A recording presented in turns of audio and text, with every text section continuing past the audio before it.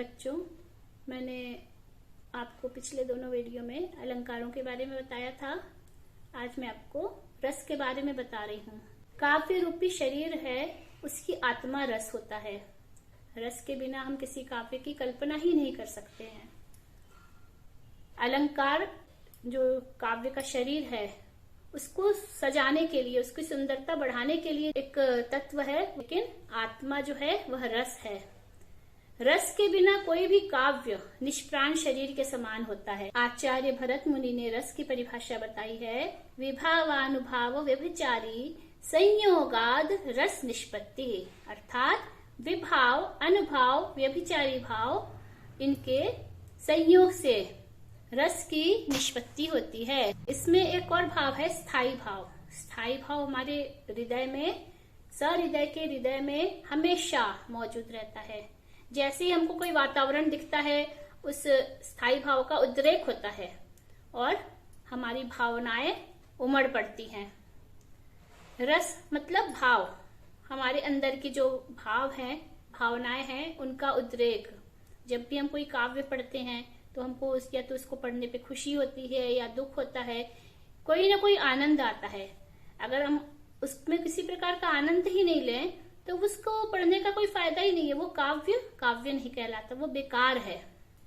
अब मैं आपको रस के अंग के बारे में बताती हूँ। रस के 4 अंग हैं, स्थायी भाव, विभाव, अनुभाव और संचारी भाव। स्थायी भाव किसी व्यक्ति के हृदय में सदैव स्थित रहते हैं और जब इनका विभाव, अनुभाव और संचारी भाव से संयोग होता है, तब इनके द्वारा रस का उद्रेक होता है। स्थायी भाव की संख्या 10 है। प्रत्येक रस का एक निश्चित स्थायी भाव होता है, मतलब वो कभी भी बदलता नहीं है। अब हम समझेंगे कि सभी रसों के कौन कौन से स्थायी भाव है। श्रृंगार रस का स्थायी भाव रति है, हास्य रस का हास, करुण रस का स्थायी भाव शोक, रौद्र रस का स्थायी भाव क्रोध, वीर रस का स्थायी भाव उत्साह, भयानक रस का स्थायी भाव भय, विभत्स रस का स्थायी भाव है जुगुप्सा, अद्भुत रस का स्थायी भाव विस्मय, शांत रस का स्थायी भाव निर्वेद और वात्सल्य रस का वत्सलता।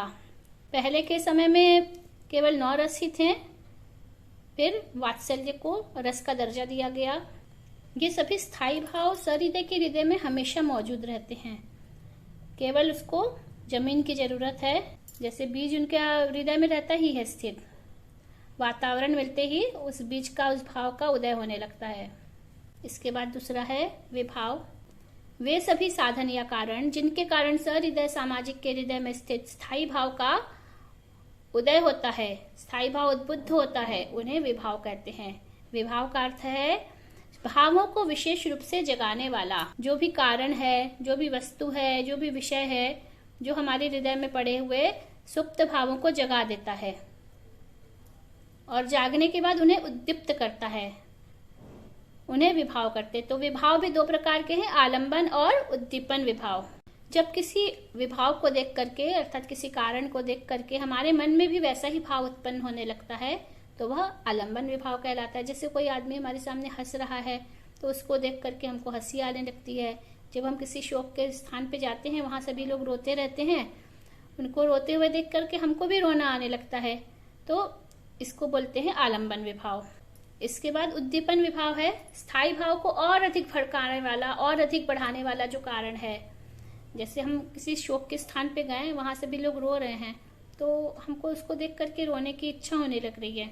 वहां एक शव पड़ा हुआ है और लोग रोने के साथ साथ सिर पीट रहे हैं, सिर पटक रहे हैं, चिल्ला रहे हैं, चीख रहे हैं, तो इसको देख करके हमारे मन में एक प्रकार का जो और अधिक दुख, शोक उत्पन्न होता है, वह है उद्दीपन विभाव।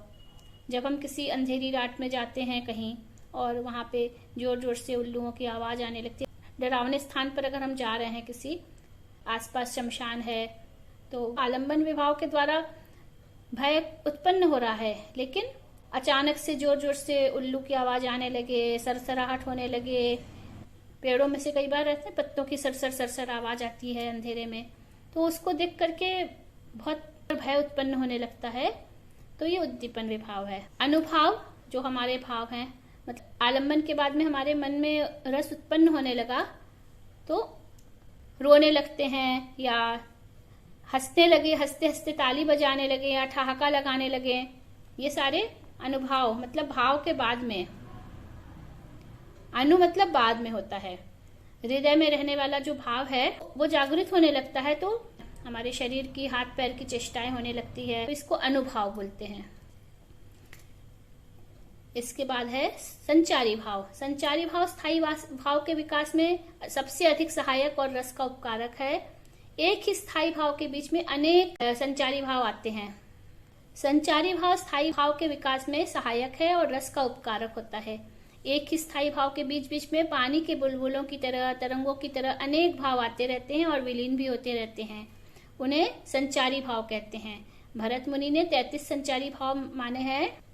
निर्वेद, ग्लानि, शंका, असूया, मद, श्रम, आलस्य, दैन्य, चिंता, मोह, स्मृति, धृति, व्रीड़ा, चपलता, हर्ष, आवेग, जड़ता, गर्व, विषाद, औत्सुक्य, निद्रा, अपस्मार, स्वप्न, विबोध, अमर्ष, अविहित्ता, उग्रता, मतिव्याधि, उन्माद, मरण और वितर्क। नाट्य शास्त्र जो भरत मुनि ने लिखा हुआ है वो पूरा संस्कृत भाषा में है। अगर आप ये 33 संचारी भावों को श्लोक के रूप में याद करेंगे तो और जल्दी याद हो जाएगा। बहुत ही सरल है ये। निर्वेद, ग्लानि, शंकाख्या, तथा सूया, मदश्रमाः, आलस्यम चैव दैन्यम च, चिंता, मोह, स्मृतिर्धृतिः, व्रीडा, चपलता, हर्ष, आवेगो, जड़ता तथा गर्वो, विषाद, औत्सुक्यम, निद्रापस्मार एव च, सुप्तम, विबोधो, अमर्षश्चाप्यवहित्थ, मथोग्रता, मतिर्व्याधिस्तथोन्मादस्तथा मरणमेव च, त्रासश्चैव वितर्कश्च, विज्ञेया व्यभिचारिणः, त्रयस्त्रिंशदमी भावाः समाख्यातास्तु नामतः। त्रयस्त्रिंशद अमी भावा, ये सब जो भाव है यह त्रयस्त्रिंशद अर्थात 33 होते हैं। परीक्षाओं में एक प्रश्न प्राय आता है, संचारी भाव और स्थायी भाव में अंतर लिखिए। तो इसका मुख्य अंतर है, संचारी भाव 33 होते हैं, स्थायी भाव 10 होते हैं। स्थायी भाव व्यक्ति के हृदय में हमेशा स्थित रहता है। संचारी भाव संचरित होते रहते हैं, पानी के बुलबुलों की तरह आते हैं और जाते हैं, अस्थिर होते हैं। एक रस का एक ही स्थायी भाव होता है जो निश्चित होता है, लेकिन एक रस में अनेक संचारी भाव हो सकते हैं, वो आते और जाते रहते हैं। अब मैं आपको प्रत्येक रस की परिभाषा और उसके बहुत ही सरल वाले उदाहरण बता रही हूँ। सबसे पहले मैं श्रृंगार रस बताऊंगी। श्रृंगार को रसराज भी कहा जाता है। इसका स्थायी भाव रति है। सहृदय के हृदय में स्थित रति नामक स्थायी भाव का जब विभाव, अनुभाव और संचारी भाव से संयोग होता है तो श्रृंगार रस की निष्पत्ति होती है। श्रृंगार रस के दो भेद हैं, संयोग श्रृंगार और वियोग श्रृंगार।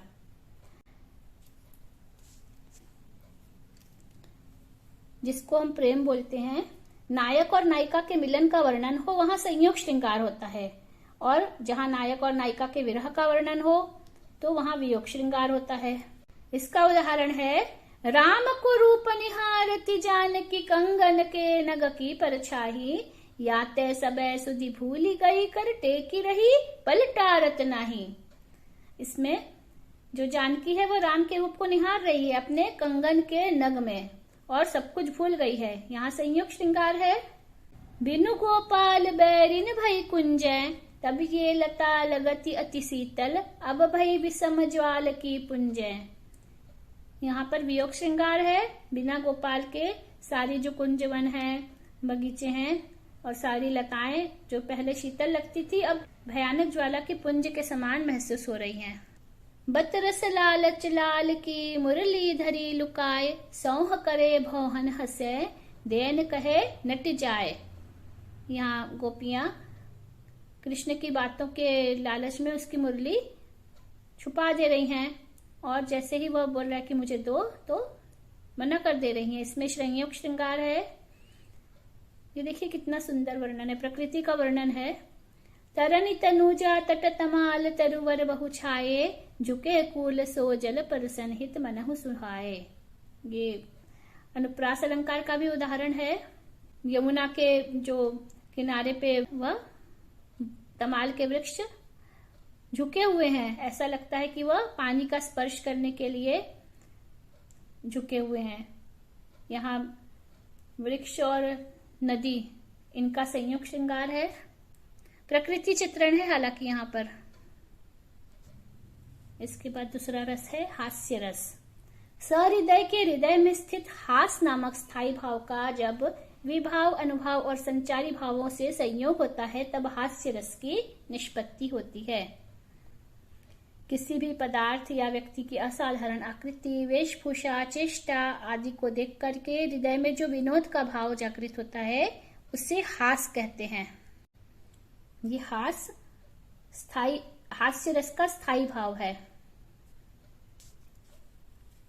हास्य का उदाहरण है विंध्य के वासी उदासी तपो व्रतधारी महाबिनु नारी दुखारे, गौतम तीय तरी तुलसी सो कथा सुनी, भय मुनि वृंद सुखारे।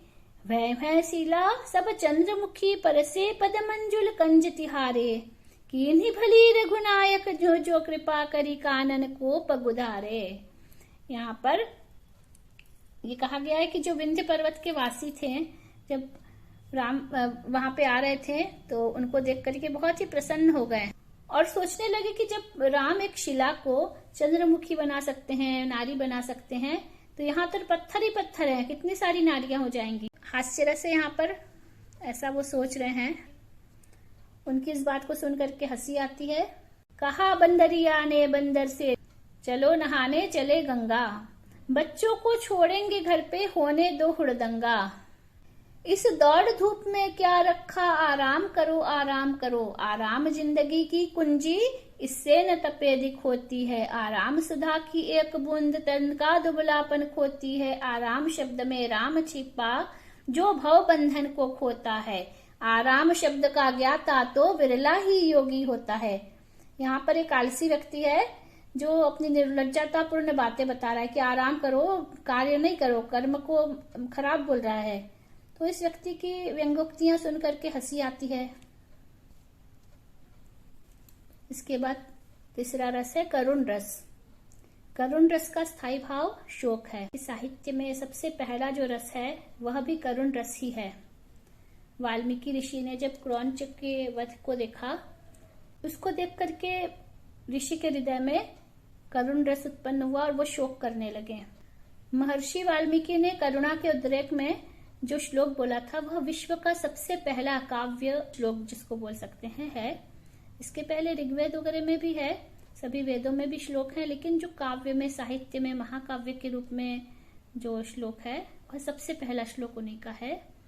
मां निषाद प्रतिष्ठा त्वम अगमः शाश्वती समा, यत् क्रौंच मिथुनादेकम अवधि ही काम मोहितम। उन्होंने इसके बाद में रामायण महाकाव्य की रचना की, जो विश्व का सबसे पहला महाकाव्य है। करुण रस की परिभाषा है सहृदय के हृदय में स्थित शोक नामक स्थायी भाव का जब विभाव, अनुभाव और संचारी भाव के साथ संयोग होता है तो करुण रस की निष्पत्ति होती है। इसका स्थायी भाव शोक है। अब ये उदाहरण देखेंगे। एक वृद्धा है जो अपने बेटे का शोक कर रही है। हा वृद्धा के अतुल धन, हा वृद्धता के सहारे, हा प्राणों के परम प्रिय, हा एक मेरे दुलारे, हा शोभा के सदन सम, हा रूप लावण्य वारे, हा बेटा हा हृदय धन, हा नेत्र तारे हमारे। इस कविता में वृद्धा का शोक प्रकट हो रहा है, तो इसमें करुण रस है। दूसरा उदाहरण देखो। तात तात हा तात पुकारी, परे भूमि तल व्याकुल भारी, चलन न देखत पायहु तो ही, तात न राम ही सौंपहु मोही। इसमें भी तात तात करके भूमि तल पर पड़े हैं व्याकुल होकर के पिता दशरथ, तो उनका शोक यहाँ पर प्रकट हो रहा है।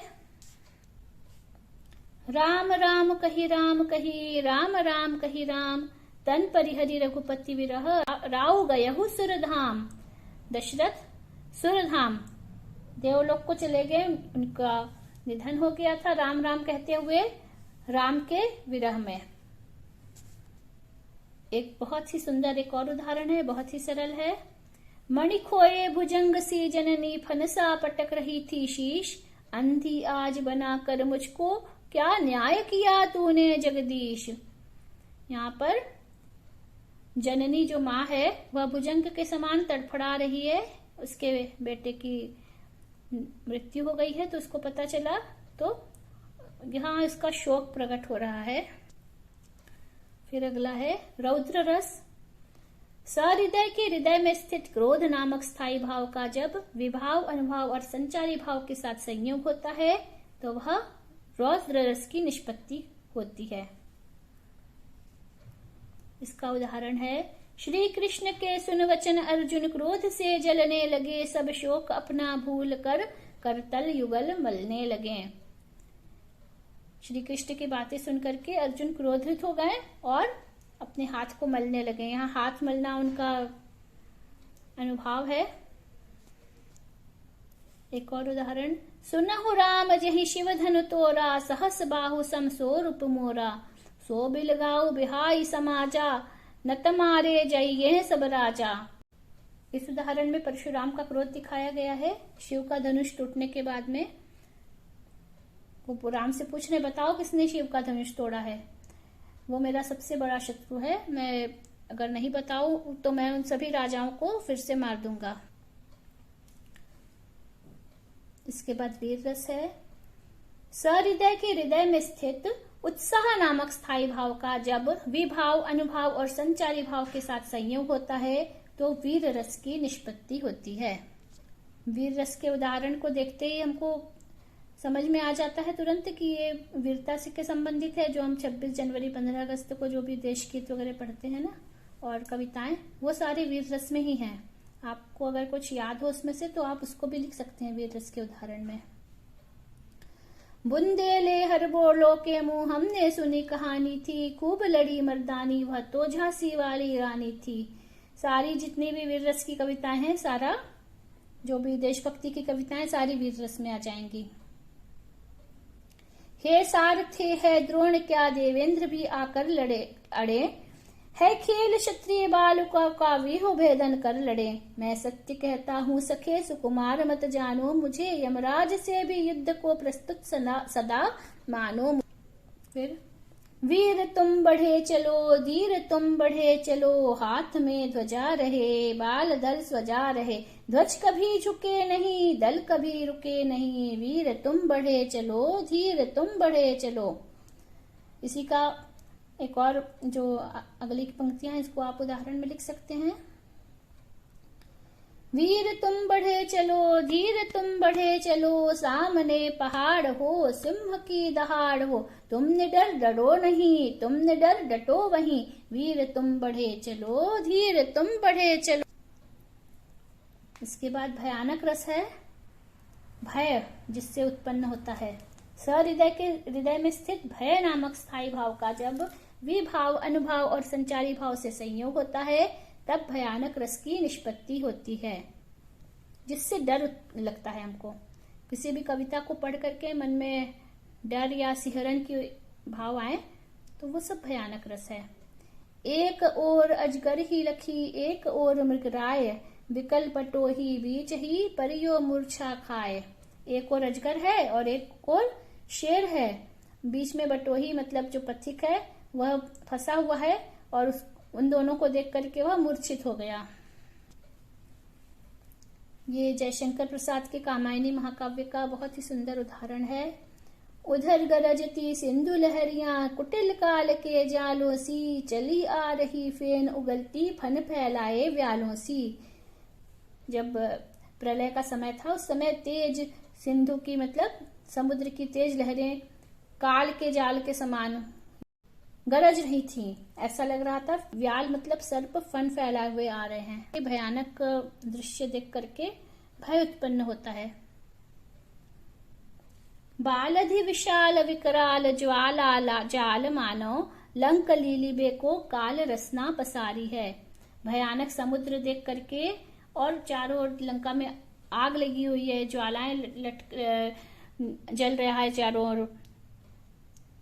तो उसको देख करके ऐसा लग रहा है पूरी लंका को खाने के लिए काल ने, यमराज ने अपनी रसना जीभ को लंबा सा कर दिया है। लाल लाल जो है ना ज्वालाओं का जाल, ऐसा लग रहा है जैसे कि काल की ही जीभ है।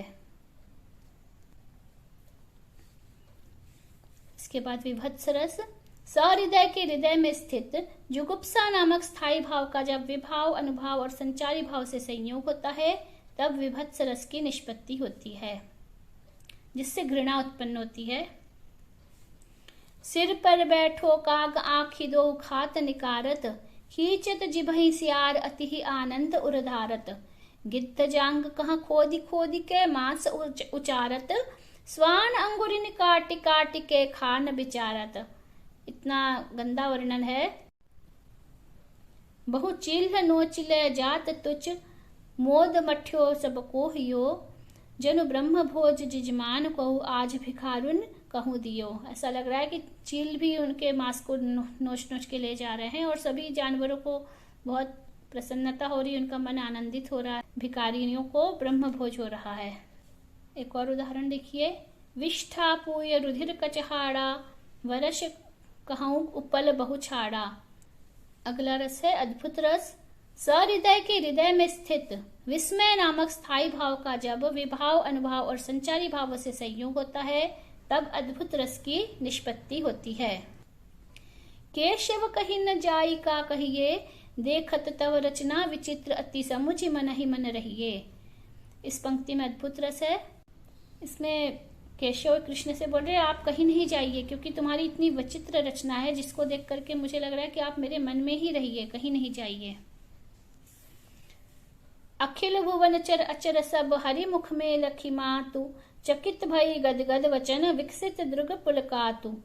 यशोदा जी जब कृष्ण का मुंह खोलती है तो उसमें सारे संसार के दृश्य को देखती है, तीनों लोकों को देखती है। तीनों लोक को देख करके वह आश्चर्यचकित हो जाती है। इसके बाद है नौवा रस शांत रस।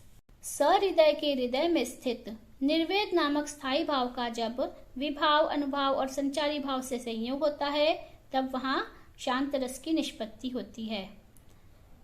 शांत मतलब वैराग्य, निर्वेद हो जाना, जहां पे सुख दुख, क्रोध, द्वेष, प्रेम, करुणा कुछ भी नहीं हो, केवल वैराग्य हो, वहां शांत रस होता है। इसमें उदासीनता का भाव रहता है। जब मैं था तब हरि नहीं, अब हरि है मैं नाही। सब अंधियारा मिट गया, जब दीपक देखा माही। बानी जगरानी की उदारता बखानी जाई, ऐसी मति उदित उदार कौन की भई। देवता प्रसिद्ध सिद्ध ऋषि राज तपवृद्ध, कही कही हारे सब कही न काहू लई। इसमें सरस्वती की उदारता का वर्णन है। वाणी सरस्वती, उसको देख करके सभी लोग हार गए हैं, उनके जैसे उदार कौन है, ऐसा कह रहे हैं। तो इसमें भक्ति भी है। भक्ति का भाव जहां है, संसार से अलग होने का भाव है, किसी प्रकार का और सांसारिक रस नहीं है, तो उसमें शांत रस ही है। जो भक्ति भाव की कविताएं होती है उसमें श्रृंगार रस और वात्सल्य रस, शांत रस, तीनों रस अलग अलग मिलते हैं अलग अलग कविताओं में। इसके बाद अंतिम रस है 10वां रस वात्सल्य रस, जो सबसे सुंदर रस है। सहृदय के हृदय में स्थित वत्सल नामक स्थायी भाव का जब विभाव, अनुभाव और संचारी भाव से संयोग होता है तब वात्सल्य रस की निष्पत्ति होती है। माता पिता का बच्चों के प्रति प्रेम, बड़ों का छोटों के प्रति प्रेम, गुरु का शिष्यों के प्रति प्रेम, बड़े भाई बहन या बड़ी बहन का या भाई का छोटे भाई बहनों के प्रति जो प्रेम होता है, वह सारा प्रेम, जिसको स्नेह भी कहते हैं। अपने छोटों के प्रति जो स्नेह होता है, छोटे के प्रति जो प्रेम होता है, वही परिपुष्ट होकर के वात्सल्य रस बन जाता है। आचार्य विश्वनाथ ने वात्सल्य को स्वतंत्र रस माना है। अब हम इसके उदाहरण देखेंगे। जसोदा हरि पालने झुलावे, हलरावे दुलराई मल्हावे, जोई सोई कछु गावे। मेरे लाल को आओ निंदरिया, काहे न आनी सुआवे। जसोदा हरि पालने झुलावे, तू काहे नहीं बेगही आवो। जसोदा, हरि पालने झुलावे। अब देखना, इसमें जशोदा कृष्ण को पालने में झुला रही है। पालना है, पालना जो गाते हैं ना, आपकी मम्मी लोग भी गाती होंगी, आपको लोरी सुनाती होंगी, वो सारा वात्सल्य रस की ही कविताएं हैं। अगर आप इसमें उदाहरण में आपकी मम्मी जो आपको लोरी सुनाती है उसमें से कोई लोरी भी लिख देंगे ना, तो वो सारा वात्सल्य रस में ही है। इसके उदाहरण को रटने की जरूरत नहीं है, आप कोई भी अपनी लोरी लिख सकते हैं, कोई भी वात्सल्य रस की कविता लिख सकते हैं। अब देखो, ये उदाहरण सबको याद होगा। मैया मोरी मैं नहीं माखन खायो, भोर भयो गैयन के पाछे, मधुवन मोहि पठायो, चार पहर बंसी बट बट क्यों, सांझ परे घर आयो, मैया मोरी मैं नहीं माखन खायो। अब इसी की जो अगली वाली पंक्ति है, इसको हम एक अन्य उदाहरण में लिख सकते हैं। मैं बालक बहियन को छोटो, शीको के ही विधि पायो, ग्वाल बाल सब बैर परे हैं, बरबस मुख लपटायो। फिर अगला उदाहरण, तू जननी मन की अति भोरी, इनके कहे पति आयो, जिय तेरे कछु भेद उपजी हैं, जानि परायो जायो, मैया मोरी मैं नहीं माखन खायो। फिर एक और उदाहरण है, यह ले अपनी लकुटी कमरिया, बहुत ही नाच नचायो, सूरदास तब भी हसी जसोदा, ले उर कंठ लगायो, मैया मोरी मैं नहीं माखन खायो। फिर एक और उदाहरण है, बहुत बढ़िया सुंदर उदाहरण है।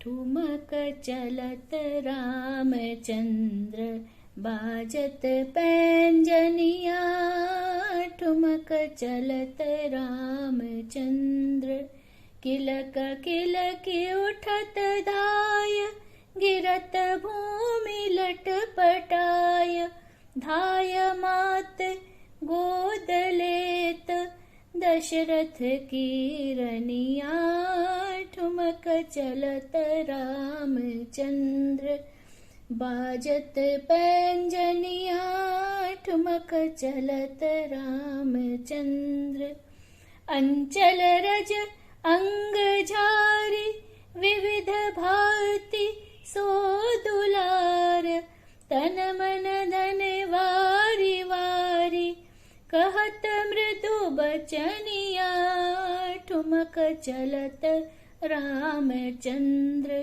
बाजत पैंजनिया, ठुमक चलत रामचंद्र। आप देख रहे हैं, इनकी दो दो तीन तीन पंक्तियों को हम उदाहरण में ले सकते हैं।